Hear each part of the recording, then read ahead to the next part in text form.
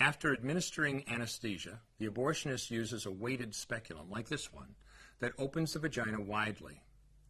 Because second trimester babies are so large, this greater access facilitates a late-term abortion. Late-term abortion requires that the cervix be prepared 24 to 48 hours in advance with laminaria. Laminaria is a type of sterilized seaweed that absorbs water over 8 to 12 hours and swells to several times its original diameter. Once removed, metal dilators can be used to further open the cervix as needed. Once the cervix has been stretched open, the suction tube is placed inside.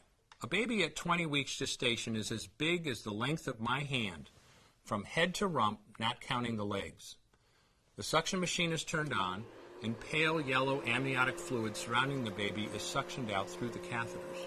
With babies this big, they don't fit through catheters this size. The baby's bones and skull are too strong to be torn apart by suction alone. This is a Sopher clamp. A Sopher clamp is made of stainless steel. It's about 13 inches long. The business end is about 2.5 inches long and 1/2 inch wide, and there are rows of sharp teeth. This is a grasping instrument. When it gets a hold of something, it does not let go. The abortionist uses this clamp to grasp an arm or leg. Once he has a firm grip, the abortionist pulls hard in order to tear the limb from the baby's body. One by one, the rest of the limbs are removed, along with the intestines, the spine, and the heart and lungs. Usually the most difficult part of the procedure is extracting the baby's head, which is about the size of a large plum at 20 weeks. The head is grasped and crushed.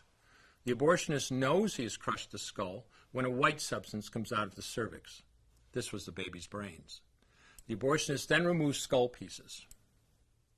He removes the placenta and any leftover parts of the baby with a curette, scraping the lining of the uterus for any remaining tissue.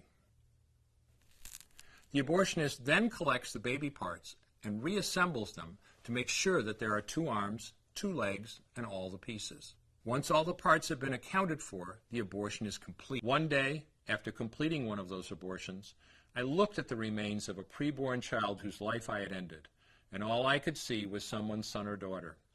I came to realize that killing a baby at any stage of pregnancy for any reason is wrong. I want you to know today, no matter where you're at or what you've done, you can change. Make a decision today to protect the preborn. Thank you for your time. I will no longer do any more abortions. When you finally figure out that killing a baby that big for money is wrong, that it doesn't take you too long to figure out it doesn't matter if the baby is this big or this big or this big or maybe even this big, it's all the same. And I haven't done any since then, and I never will.